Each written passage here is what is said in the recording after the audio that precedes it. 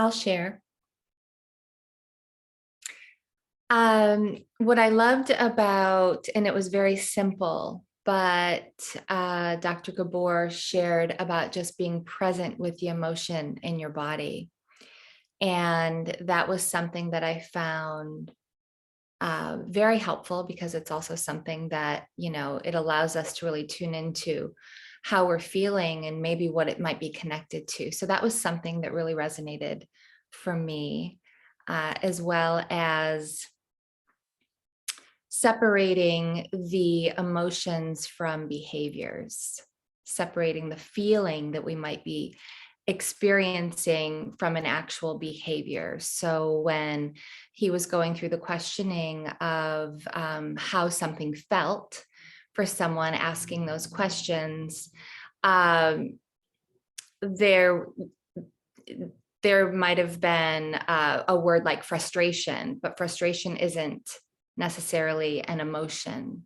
So getting to the deeper layer of, well, what is underneath the frustration?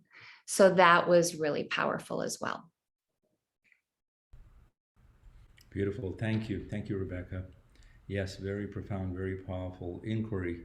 I think that was the root, just inquiring, pausing and inquiring. Um, one of the one of the techniques that I use in this work also is help people to draw a straight line. If you draw a horizontal line, and on the right side of the line, just put your age wherever you are today. So whatever your age is, you're 39, you're 48, and then your birth year. So if you put your birth year and your age here, it's very grounding to see that I'm here today. This is where I am right now. When I'm looking back, what's triggered? So when I find towels on the floor, when I find some behavior from someone that triggers me, so what got triggered? What am I feeling? What Dr. Mate was encouraging, that the behavior is not important, what's underneath. So what gets triggered when children don't listen to us or when we get talked over? What gets triggered in me? And then the inquiry, deeper inquiry, is, when did I feel this way? When was the last time I felt that way? What need of mine was not being met?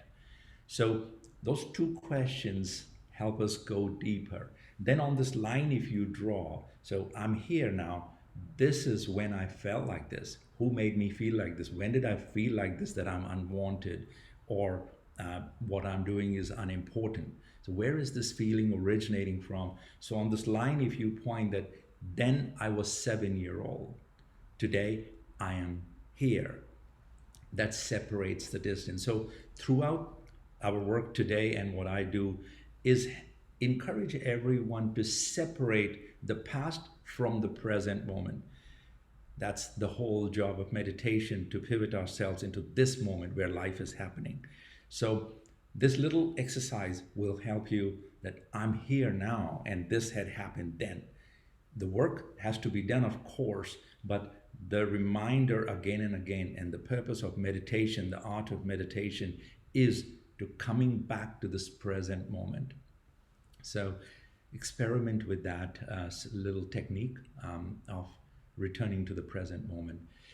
Let's hear from someone else. I'll mute myself again.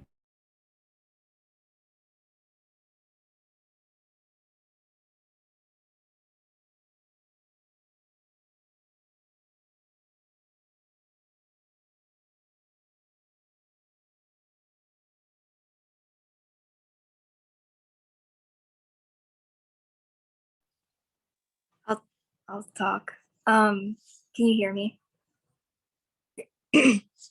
um, so he recommended that I get the book The Body Keeps the Score. And so I got it. I'm about 30 pages into it, not very far yet, but it is, I always think I'm growing when I come into conflict with, like, trauma for me is a daily thing that I have to overcome, because a trigger for me is driving. And so Gabor reminded me that, like, it was okay. Like, I'm trying to move forward, so I'm trying to be positive and uplifted, and like sometimes I'm just not. And Gabor was kind of letting me know, like, these feelings that we feel, all of us in that message, like, or that group the other night, were just like, we have all of these feelings that make us feel weak or vulnerable or not good enough. And he kind of just made us sit with that for a second to make us realize that there are other things that we need to pay attention to in our bodies and in our minds that will help us get out of this. Like, we're stuck in, I don't know, I have probably a million questions still, and he opened my perspective to a lot of things. Yeah, yes, indeed. And you were very, very courageous. The work you did was very touching. And, I really commend you for, coming up and sharing that. So if, if we look at the journey, Dr. Bessel's work is incredible. Body keeps the score, and body when body says no. So if we look at the journey, and I am not a practitioner of or a certified professional for Dr. Gabor's work. My work is a little different, but I'm a very big fan of his work. So if you look at the journey of the human body, so we float in this 5-star, 7-star hotel for 9 months. So we got room service, our food, our oxygen, everything is delivered to us. So we are floating on this waterbed for 9 months. And then boom, one day you get a slap on your butt and, welcome to the world. This is our welcome to the world. People talk about living life being difficult. Watch a video someday about the birthing process. Life looks really easy if you watch the birthing process. And there is a big science about the birthing process around the primal therapy. So we come from the water world. Every part of our body is floating in the water loop. Our lungs are filled with water. For a moment, just close your eyes and try and feel that, the world that we come from. So through this narrow tunnel, when the birthing process happens, we come from the water body into the air body. We're hanging upside down. We get a slap on our butt with blaring lights in our face, and that's our welcome to the world. Now, the day we're born with 4 programs. Our brain is 10% of the size it is today. 90% of the brain develops. But at that time, brain and mind, we have 4 functions: suck, breathe, cry, and poop. Now, very, very quickly, what we have to do, Lou, is figure out a way. Very quickly, we have to figure out a way how to cry. And our only system is crying to get what we want. Now, human beings are the only species that wouldn't survive if we were not taken care of. A little fall, any bird, any animal, within 30 minutes to 2 hours, they get up and fend for themselves. So human beings are the only species which are born helpless. So right there, every cell in the body is screaming, will I survive? Will I survive? Although we are separate, but we are still very deeply tethered. So the whole journey of life or young age is nothing but embedded traumas. So the mind, body, because we are helpless. Now this helplessness is what he was talking about, in my understanding, which becomes our learned helplessness. So the mind, one, it is designed because we are helpless. It is designed that someone else should do this for me. So we give away our power. But that was the case when we were little. The power of meditation is, it's now. So whatever. How old are you, Lou, if I may ask? I'm 31. Thank you. When you, on this horizontal line, put yourself at 31, and you look at whenever the trauma happened, your journey, the starting point, if you pivot yourself into this moment, I'm here, my life is happening where my body is. And this is a very beautiful mantra in meditation. My life is happening where my body is here, and it's 17th of March, 22. This is where my life is happening. Now, I'm receiving the information. See, I have nothing against traumas, but life is nothing but a journey of traumas from birthing to every minute because of our helplessness at a young age. There is another challenge that comes with helplessness, because while our body is getting locked is called muscular armoring. With any impact that we get, when we are scolded, when we don't get what we want, when we are crying and not picked up, our body is getting armored, it's getting muscular armor, but our mind at the same time is beginning to learn how to avoid pain, how to get what I want. So if we if we look at this whole journey, we it's an endless journey to deal with traumas. And my understanding is what Dr. Gabor's work, Dr. Bezel's work is, that if we look at that and start pruning the leaves or branches, it's an endless journey. The power of meditation is meditation puts us in this moment, in this current moment. Now, in this current moment, what we need is a charge of emotion. We need energy to move forward. What does that mean? Because the mind is functioning 90% on the repeat mode. So 90% of the time, mind is operating from the unconscious repeat mode. What we need is in this moment, how to move forward. That's what you're saying, that I want to move forward, but I don't have the energy. Now, meditation and my passion, what I have learned is to release the trauma, to work with the body through the science of active meditation. So what active meditation does is uses the body through movement, through breathing, through shaking, through dancing, through martial arts. So we use the accumulated energy, we release this energy from the body. Then this new energy can be very easily created through the conscious mind or through hypnosis. What hypnosis does is it creates a virtual vision, and the brain doesn't know the difference. Like in our dream, we sweat when we are running, when we are climbing mountain, in our dream, our body feels as if it's in real. So hypnosis can then help you create this new energy in the body to move forward. So pivoting in the present moment, creating energy, somehow creating energy to move forward. So the two methods that I use is hypnosis and meditation. So first, getting in that moment, then using whatever techniques, and there are many, many techniques available to create this energy to move forward. To experiment with that, a simple technique. So stop, right? When you start spiraling backward. So you pivot yourself in this moment, then you stop and you breathe.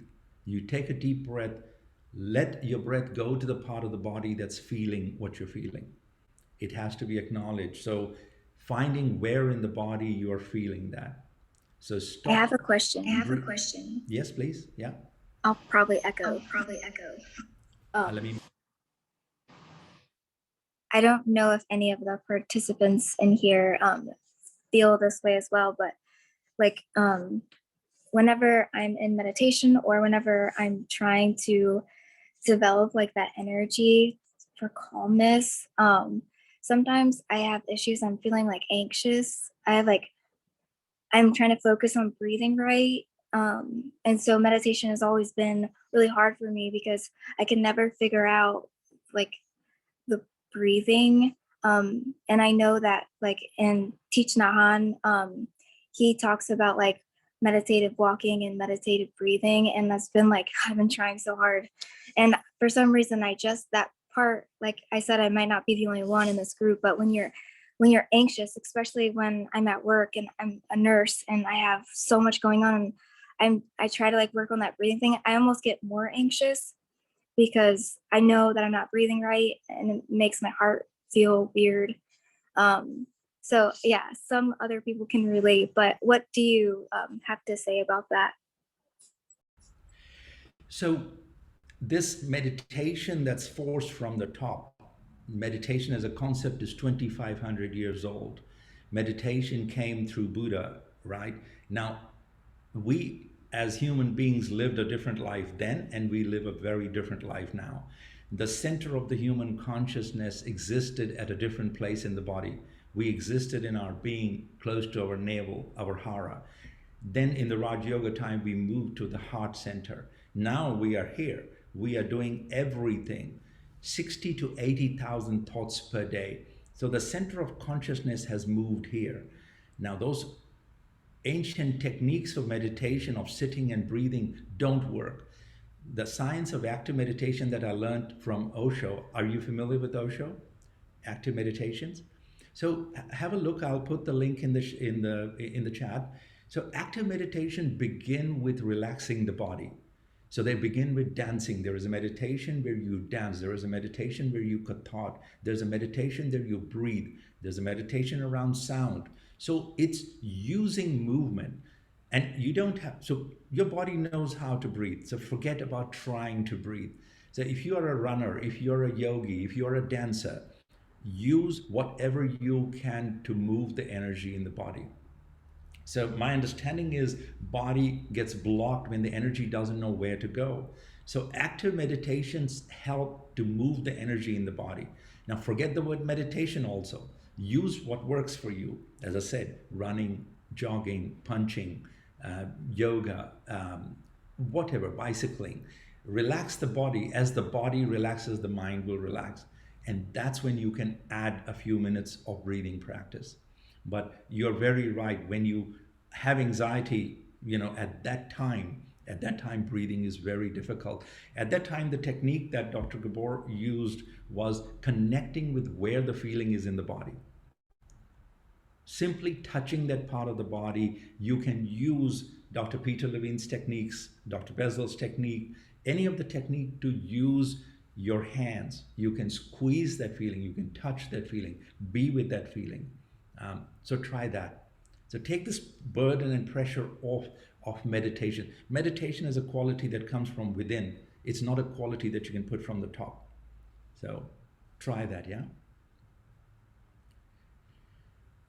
Okay.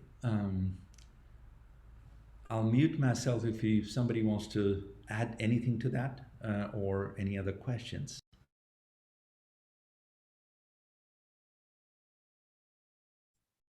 I think Stephanie had a question. Yeah, sorry, I was just I was just typing away in the chat. No, I was going to say to Lou, I think, who spoke, that I think many of us can empathize with her and also identify with her. And so, no, I think many parts of her story we identify with. But I also am a nurse, and I also have a lot of mind chatter, and it's hard to concentrate when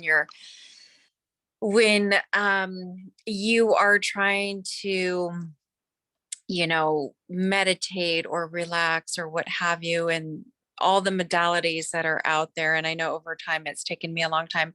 I definitely had not heard of Osho meditation. It sounds very interesting. I'm definitely very interested in this modality for what I've experienced, because I still have to be very intentional and very mindful.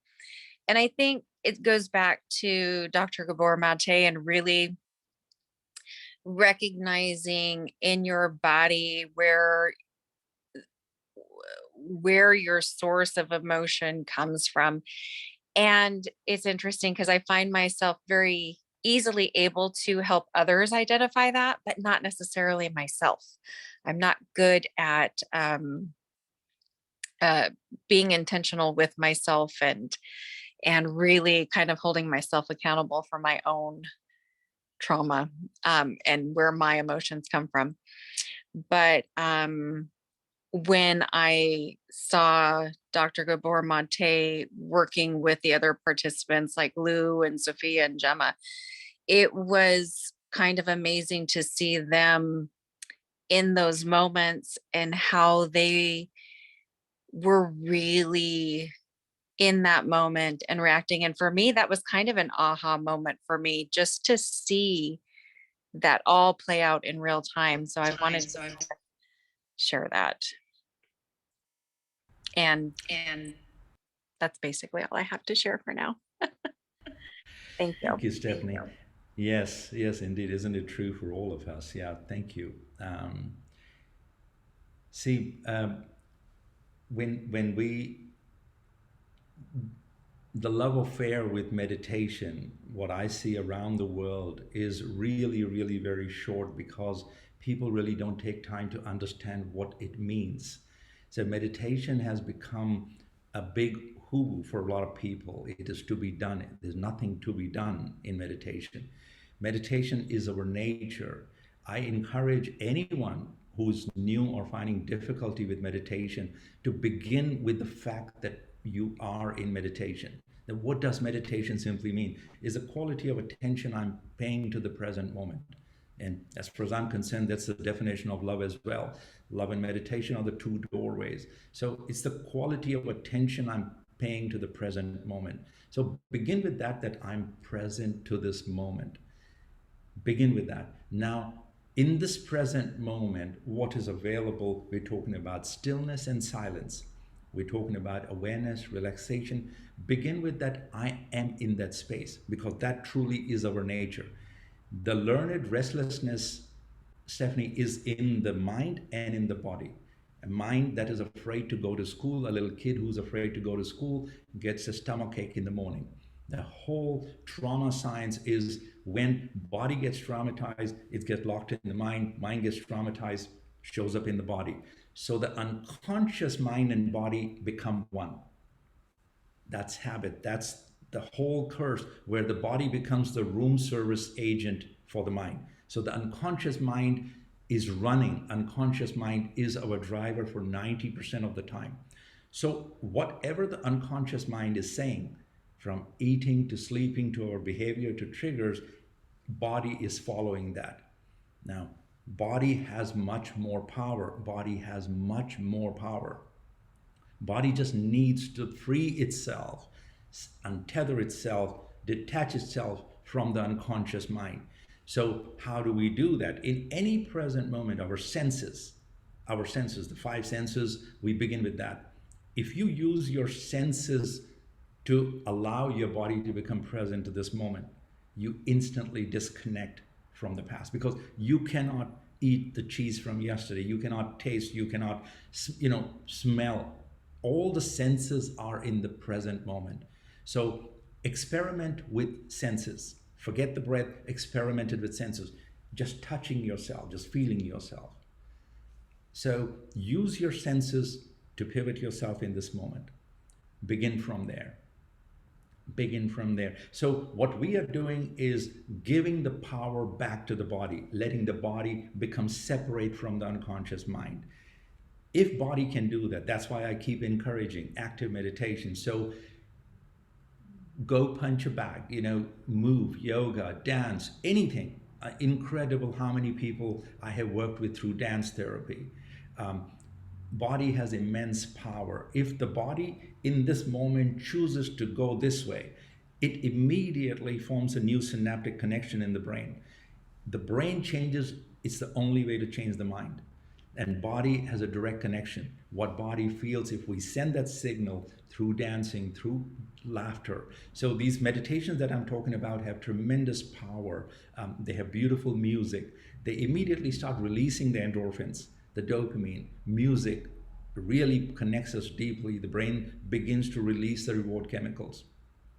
So as the brain begins to change, the mind begins to change. So we all know this. When we go for a massage, the body relaxes, the mind relaxes. So begin with the body, and starting with the body is really easy. We all know it, how to have fun with the body.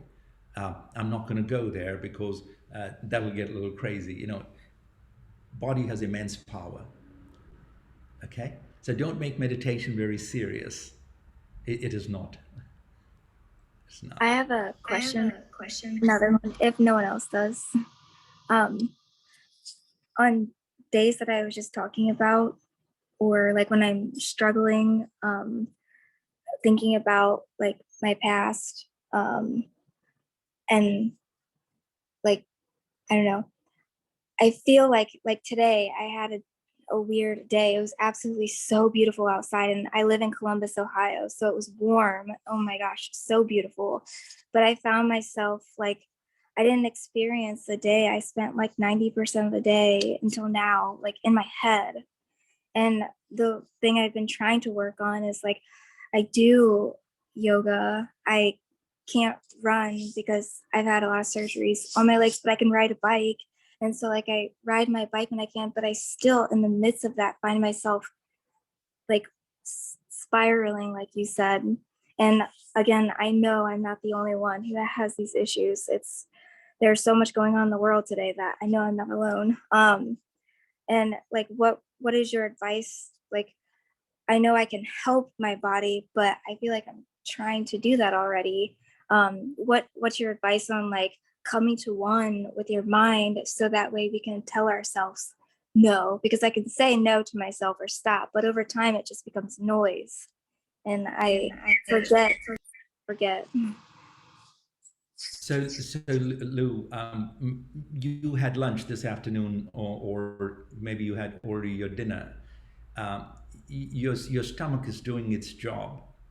You're not bothered about it. You're sitting here and having a conversation. So your mind is doing its job. Mind's job is to process information. Now the problem is it is processing 60 to 80,000 thoughts, but these are on a repeat mode when there is nothing new happening. So when we learn how to drive the car, when first day we are driving the car, we are so fully present there. We don't have a hamburger in one hand and coffee in one hand and lipstick in one hand or our cell phone. We are fully present because we are learning a new thing. Now, most of us don't learn new thing. When we do not have any conscious mind's work is to learn creativity, to learn new things. So when we are not doing anything new with our body and mind, we are 90 to 95% operating from our repeat mode, our unconscious mode. So my encouragement is to learn to join something that will give you a creative outlet to your conscious mind. Your consciousness engages in small steps. Another mistake that people make is they really don't have the patience. It is to be done in small steps. You do any small activity. So people try to start meditation with a long expectation, long goals. Begin with 5 minutes. Mindfulness practice begins with 1 minute. Begin with 3 minutes. Add another minute tomorrow. What we are saying is you're eating your orange or your apple, whatever you are doing, you're running, you're bicycling. For 5 minutes, can I be present to the wind touching my face? For 5 minutes, can I be present to this apple that I'm eating? When you do that 4 times, there is enough science out there, as Dr. Mate said, there is enough science that you do this 4 times, you are changing your brain, neuroplasticity. So your brain begins to form new connections. You are forming a new brain, you're forming a new mind. So do it in small steps. You're already doing it, and allow your mind to be like you're allowing your stomach to be. Your heart to be, heart is pumping blood, stomach is digesting the food. Let your mind also be. You get out of the kitchen. I mean, if you're in the kitchen, you're going to hear the utensils. So my encouragement is let the mind be. Treat it as another thing in the body, like your stomach. Okay.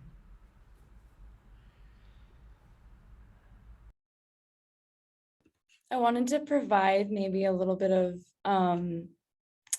feedback on just my personal journey with that, and maybe help provide some clarity to Lou as well. I think continuing to find little moments of peace, but also noticing and understanding which things throw you off. I think in society, we're conditioned to binge the latest Netflix series, check up on our social media, always be in contact with people, and sometimes just shutting everything off and kind of, the anti-normal.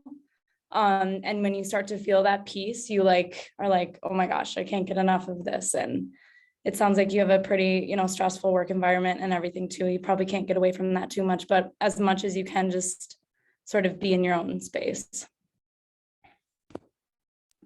Thank you. Thank you, Devin. Yes, thank you. Go ahead, Rebecca. Thank you. So I just wanted to ask you, because what I'm hearing is really just giving our mind the ability to focus on exactly what it is that we're doing. So if it is that we're eating mindfully, we're giving that moment to that apple, that we're consuming and enjoying it and appreciating it. Do you feel like, or as though we often find ourselves in meditative states without even knowing it, and that it may not necessarily be a healthy meditative state that we might be in? A very beautiful question, Rebecca. See, I say again and again that if you understand, to me, meditation is being fully present to where my body is. When I am you know, my body, mind, spirit, all are present to this one space where my life is happening. I'm in meditation. And an easy doorway for me is totality. When I'm laughing, when I'm playful, when I'm total. So find activities where we are able to be total. In totality, we are always in the present moment, and start collecting those things. So let go. I think if we let go of our expectation of what meditation is, you are absolutely right. There are many things during the day when we are in meditation, when we are total, when we are playful, when we are aware. So if we start collecting those moments and do more of that, anyway, we should be collecting what we like and what is important to us, not what is not important. So more and more people talk about, I'm not able to meditate, my mind goes crazy. So it goes crazy, but no one talks about, I was able to do this for 2 minutes today. I was able to do it for 4 times today. When we speak to ourselves, thoughts is our language to ourselves. Every journey begins with a thought. The power of thought is so important. We speak to ourselves constantly 60 to 80,000 times. So if our language with ourselves changes, that I am beginning to be meditative, I am beginning to feel awareness, you know, if we change that language, our thoughts begin to change, our words begin to change, our actions begin to change. So I encourage everyone to collect the words, speak to yourself. This is where self-compassion comes in.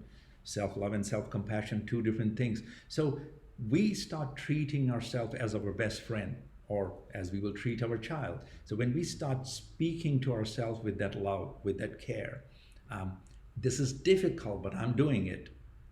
Powerful. This, any journey you begin, that it's difficult, but I'm doing it. This traffic is nasty, but I'm doing it. This is difficult, but I'm beginning to get it. That's the starting point, how we speak with ourselves, and then collecting those moments. Neil, Thank you. can I ask, you've been talking about meditation and I'm drooling here. I heard all sorts of stories and I know you're an incredible facilitator. Do you mind facilitating a 5, 3, 7 minutes meditation for us? Absolutely. Let's do it. Yes. Yes, let's do it. So the first and the most important thing is that, if this is for Lou and for all of us, that if we can close our eyes for a moment and just notice what the mind is doing right now.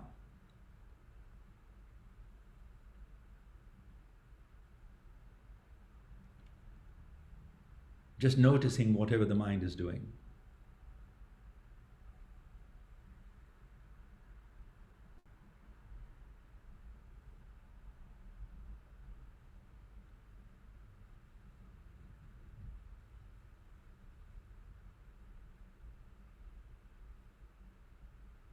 And now becoming aware that this is what the mind is doing. This is what the mind is doing. See if you feel a little distance from the mind. Mind is doing that, and I just became aware that this is what the mind is doing.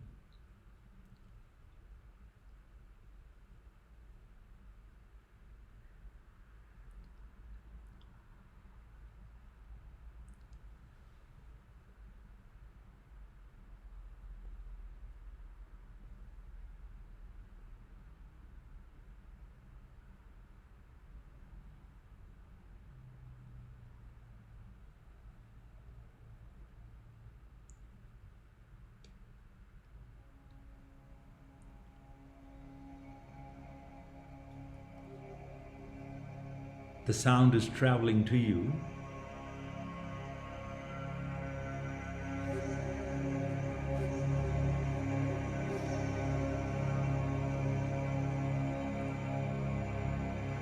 Becoming present to the sound.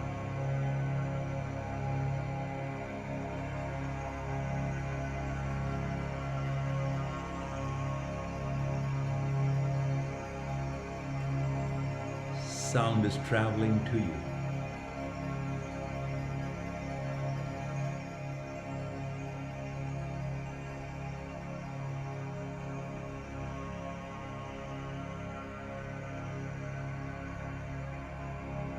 If your ears are a window, a doorway,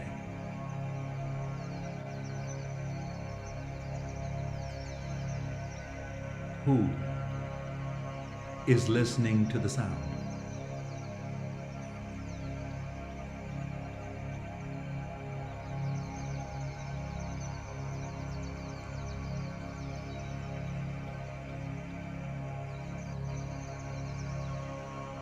If the ears are a doorway to the sound,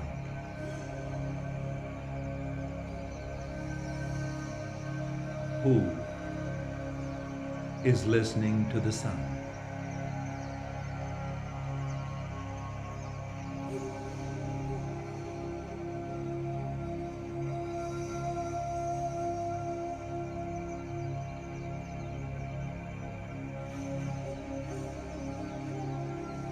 You can allow your eyes to open gently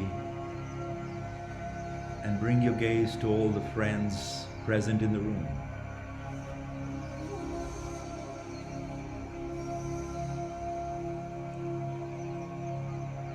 You can choose to look at any one person.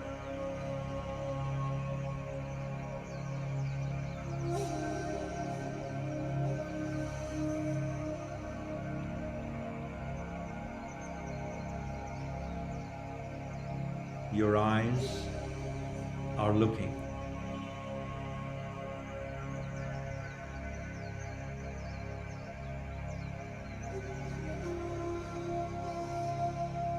If your eyes are only a window,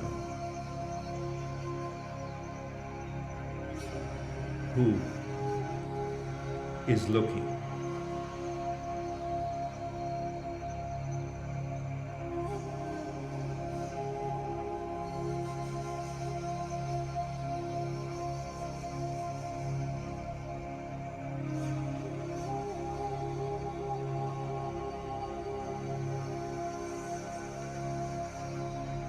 You can bring your hands to your heart.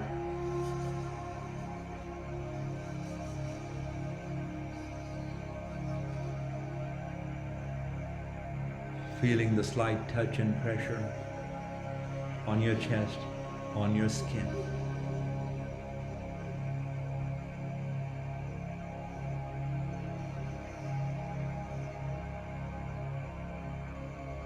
Who is sensing this touch?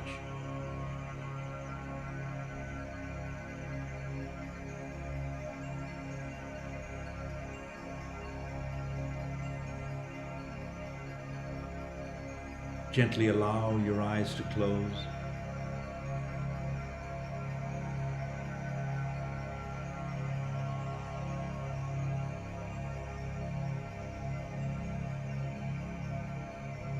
And scan your body with awareness.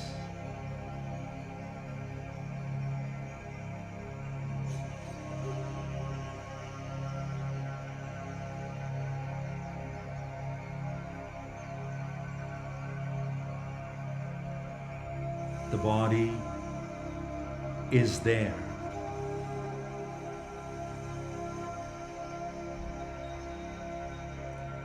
You are watching.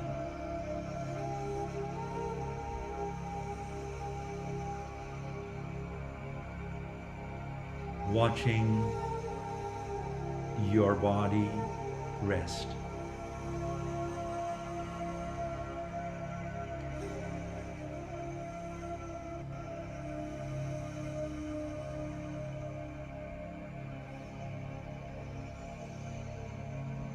You are the witnessing consciousness, watching whatever is happening.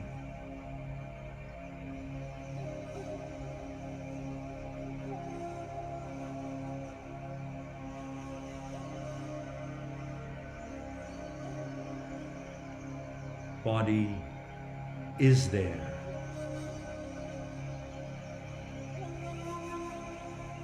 Breathing is happening.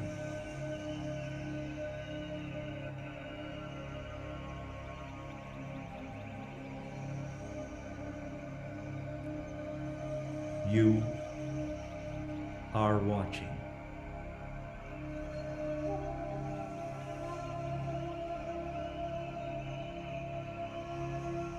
Watching however the breathing is happening at this time.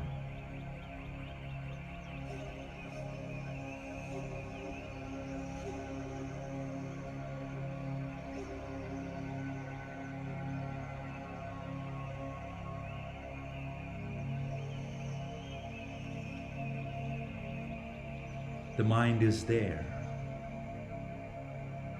Thoughts may come.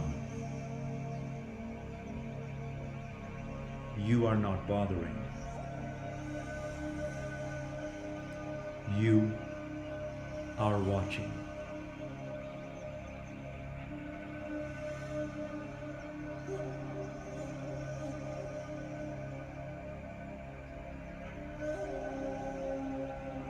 Watching them float like clouds across an open sky.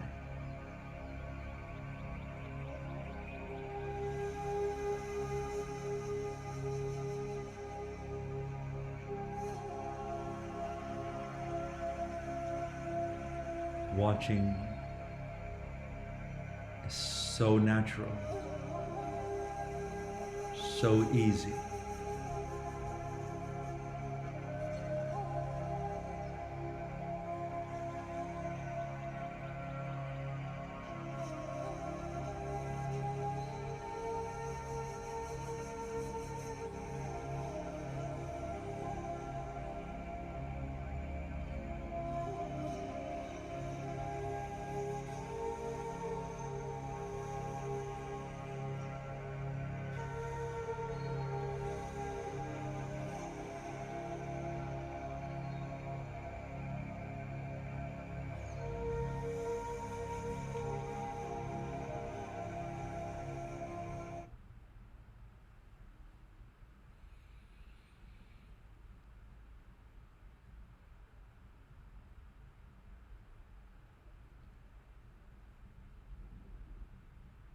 This silence,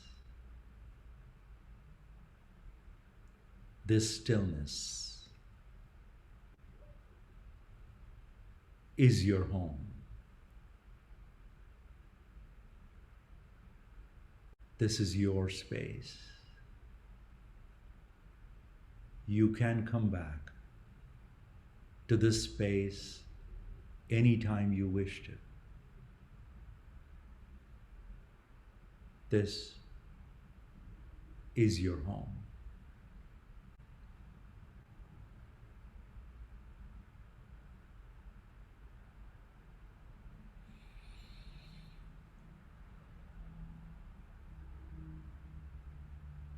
Becoming present to your breath, feeling good, feeling grateful, letting your heart be filled with this joy, this peace.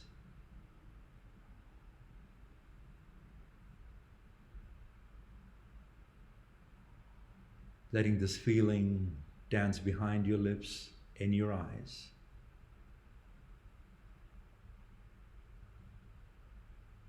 And whenever you are ready, opening your eyes and joining the love that is within you and around you.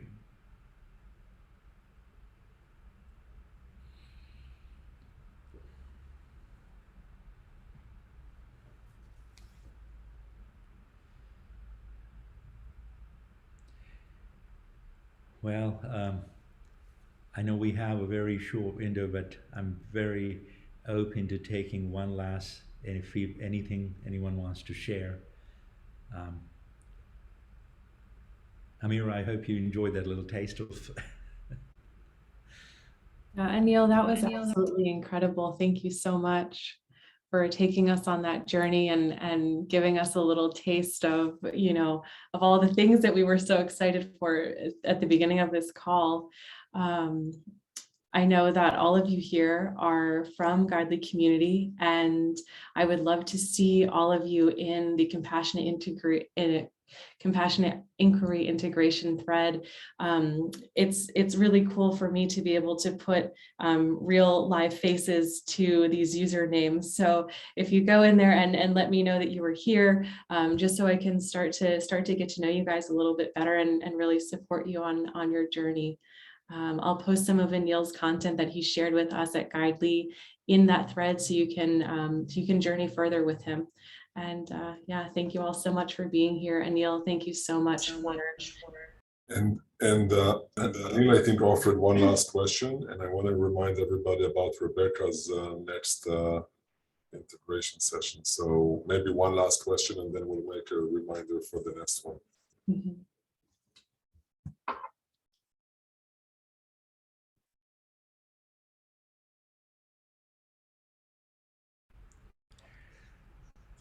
My quick reminder as this little practice of separating this consciousness has the power. This consciousness is that moment we talked about, the present moment, and this consciousness has the power to heal. When we go and do the inner child and trauma work, it is this consciousness that can go and help the traumatized child or the inner child. Without understanding this space, if this consciousness leaves and also gets involved with the past, all is lost. That's why the power of meditation is so important. Practice this in short moments, and from this, tether yourself in this consciousness, then doing the work, any kind of work, becomes really quick and fast. Thank you for joining. I will really invite Rebecca to share what she's going to continue with next week on the integration journey. Anil, that was incredible.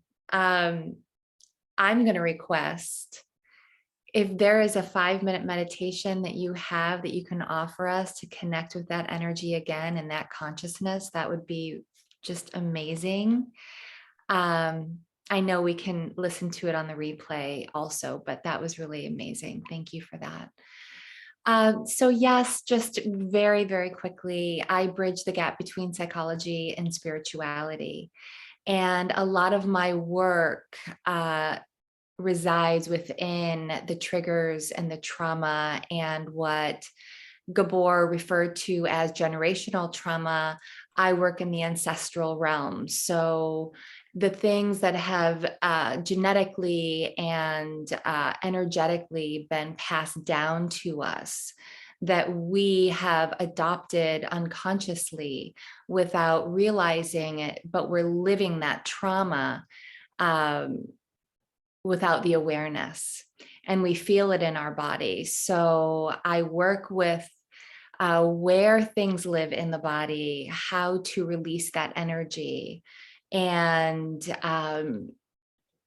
bring ourselves into a space of inner healing that allows us to move forward. So really peeling back those layers gently and relayering it with healing energy. And I'm excited to see you on the 22nd, but today was amazing. Anil, thank you so much.